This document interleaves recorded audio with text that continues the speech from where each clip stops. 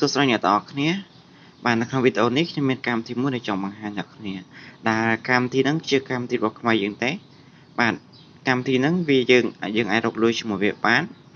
ជាពិសេសហ្នឹងគឺយើងអាចទិញអីវ៉ាន់នៅក្នុងហ្នឹងបានបាទកម្មវិធីមួយនេះគឺមានឈ្មោះថា Smile Shop ដែលកម្មវិធីមួយនេះគឺយើងអាចទិញអីវ៉ាន់នៅក្នុងហ្នឹងបានសម្រាប់លុយវិញគឺយើងអត់អាចដកចេញបានទេក៏ប៉ុន្តែយើងអាចទិញអីវ៉ាន់ដែលវាមានលក់នៅក្នុងហ្នឹងបានបាទនៅក្នុងនេះគឺវាមានច្រើនអ្នកគ្នាអាចមើលអីវ៉ាន់នៅក្នុងនេះបានគឺវាមានច្រើនបាទហើយកម្មវិធីនេះផងដែរគឺខ្ញុំរកលុយជាមួយវាក៏បានច្រើនដែរហើយខ្ញុំទិញអីវ៉ាន់ក៏បានច្រើនជាមួយនឹងវាដែរហើយសូមបង្ហាញអ្នកគ្នានៅកន្លែងនេះនេះគឺជាចំនួនអីវ៉ាន់ដែលខ្ញុំបានទិញពីកម្មវិធីមួយនេះគឺអ្នកគ្នាអាចមើលបានខ្ញុំមានទិញតាំងពីកាហ្វេសាប៊ូមីថាវាមានច្រើននៅក្នុងនេះណាបាទសម្រាប់ការលេងជាមួយវាអត់មានអីបបាទេអ្នកគ្នាគឺយើងគ្រាន់តែធ្វើការ invite friend ឬក៏ណែនាំមិត្តភ័ក្តិទៅនេះ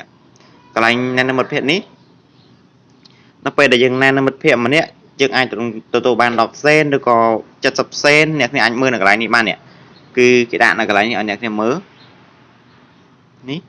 អ្នកគ្នាអាចមើលនៅកន្លែងនេះបានហើយលុយដែលខ្ញុំរកបានពីកម្មវិធីនេះទាំងអស់វាមានចំនួន$44គ្រាន់តែកម្មវិធីមួយ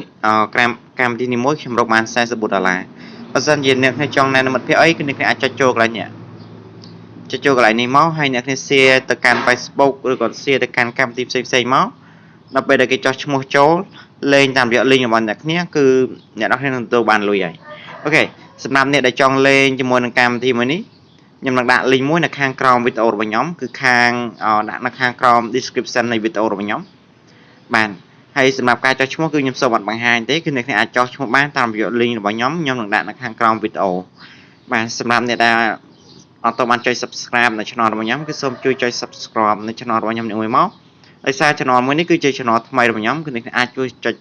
subscribe នៅ channel របស់ខ្ញុំមួយមកដើម្បីទទួលបានវីដេអូថ្មីៗអំពីការរកលុយតាមប្រព័ន្ធ online ជាពិសេសគឺកម្មវិធីរបស់ខ្មែរយើងតំណង